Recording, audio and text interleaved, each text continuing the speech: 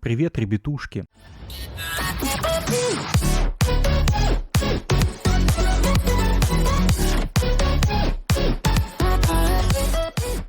В этом коротком видео попытаюсь ответить на самый часто задаваемый вопрос в сообществе DJ Max Respect V от начинающих игроков. Что за зверь такой сложность SC? Откуда он появился? Почему эти чарты гораздо сложнее привычных Normal, Hard и Mix? И как их играть? Сама игра, несмотря на появление полноценного меню подсказок в одном из недавних обновлений, на столь животрепещущий и самый часто задаваемый вопрос дает лишь краткую подсказку. SC — это рекомендуемая сложность для игры на клавиатуре, что у начинающих игроков вызывает еще больше вопросов, и подавляющее большинство игроков другого способа игры в ритм игры и не знает. Чтобы ответить на все ранее вышеперечисленные вопросы, нужно немного отмотать время назад, во времена зарождения франшизы DJ Max. DJ Max изначально была ритм-игрой для ПК, то есть главным и единственным методом ввода была клавиатура. Однако геймплейная игра выделялась на фоне своего конкурента O2 Jam тем, что была четко нацелена на более казуальную аудиторию игроков. Треки более попсовые и легких чартов было предостаточно,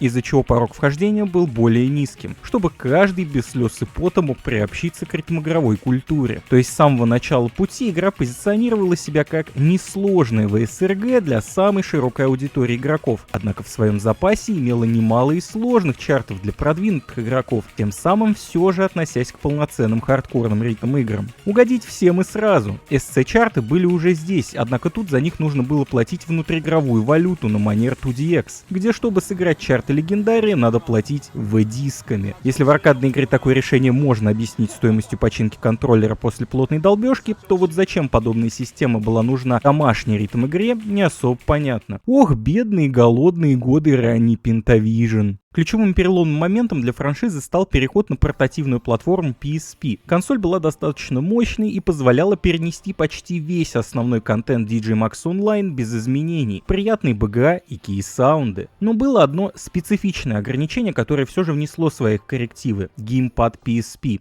Видите ли, на обычном геймпаде, причем речь идет не только о геймпаде PSP, физически невозможно нажать некоторые сочетания кнопок из-за его конструктивных особенностей. На D-паде у вас не получится прожать сочетание этих трех клавиш одновременно, что вынудило чартеров переосмыслить подход к созданию чартов и кей-модов. Игра, которая изначально имела режимы 5B и 7B, обзавелась преимущественно симметричными кей-модами 4B, 6B и 8B, где 5B является исключением, о нем как-нибудь в другой раз. А чарты делались исключительно под игру на геймпаде большими пальцами, где было исключено множество паттернов, которые требовали нажатия клавиш 1.3 и 4.6 одновременно, что было нормой для игры на клавиатуре, будь то денимы, слэпы или некоторые сложные аккорды.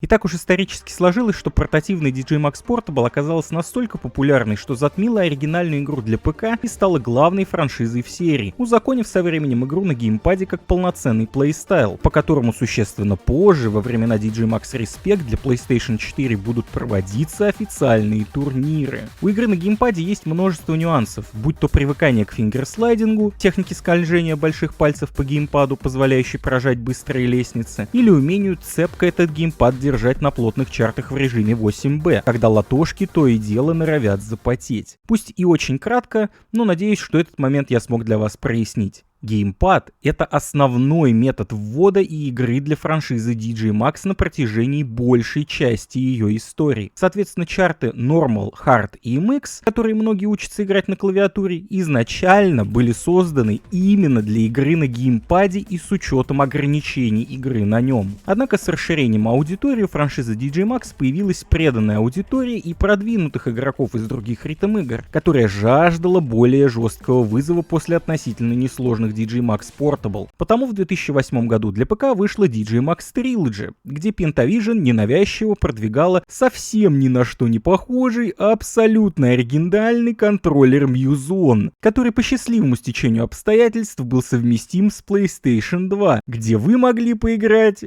в аркадный Rip Resort Anthem. Beatmania IIDX compatible.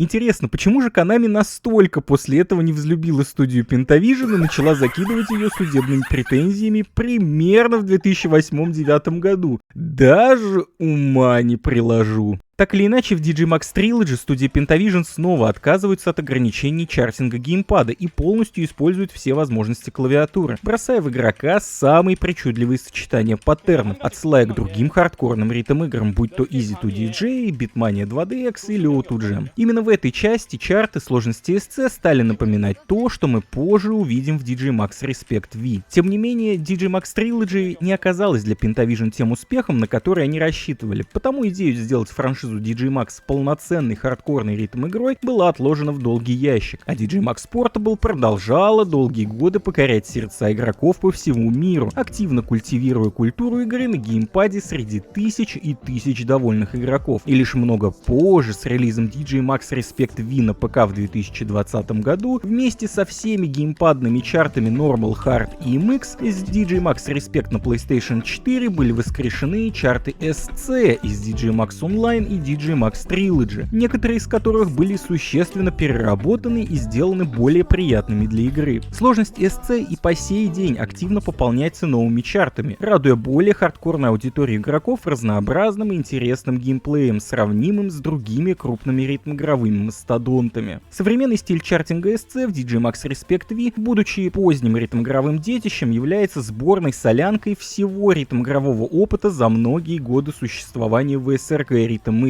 Тут вам и изобилие джеков, как в Easy to On, немного длинных нот в духе O2 Jam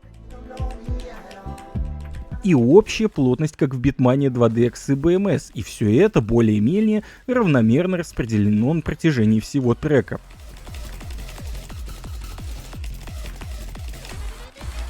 Однако без перегибания палки в явную сторону лишь одной из техник. По сути, современный DJ Max Respect V — это две игры в одной. С одной стороны чарты для геймпада, Normal, Hard и MX, а с другой чарты для клавиатуры, SC. Переход в сложности между которыми достигает астрономических масштабов. Если кратко отвечать на вопрос, когда стоит начинающему игроку переходить на сложность SC с геймпадных чартов, то это примерно порог уровня MX 12-13, что очень грубо соответствует сложности SC1, у которой своя шкала оценивания сложности. Главная проблема SC-чартов — их кратно меньше, чем геймпадных, ибо на создание полноценного интересного чарта уходит существенно больше времени. Где эта ударная? Вот где она? Почему только вторая есть? Почему первой нету, которая вот тут стоит, вот в этом месте? Вот тут вот она стоит. Вторая проблема SC-чартов: на один трек на данный момент допускается всего лишь один чарт сложности SC. То есть приходится подбирать трек по своему уровню сложности, а не чарту понравившейся композиции, как то должно быть. Понятное дело, что так быть не должно, и по идее нужно иметь несколько SC-чартов на каждый трек. Третья проблема SC-чартов: очень странная шкала оценивания, понять которую может лишь сам Бекстер. Объективно, шкала SC имеет слишком сложные чарты для новичков даже на самых низких сложностях, но при этом самая высокая сложность явно не выше самых хардкорных ритм-игр. А как же играть SC-чарты? Все просто. Единственный способ слезть с иглы геймпадных чартов — это играть на клавиатуре и играть именно SC-чарты. Вы не станете магическим образом лучше играть SC, если будете постоянно сидеть на комфортных и полюбившихся Normal, Hard и MX. Справедливости ради стоит отметить, что большая часть играющих SC-чарты — это игроки из других ритм-игр. В моем случае это 2DX. Есть игроки с O2 Jam, с Easy to On, с BMS и множество других жирных и крупных ритм-игр. Ну а на этом все. Спасибо вам, DJ Максимки, за просмотр. С вас лайк, подписка. Ну, короче, конец. Пока.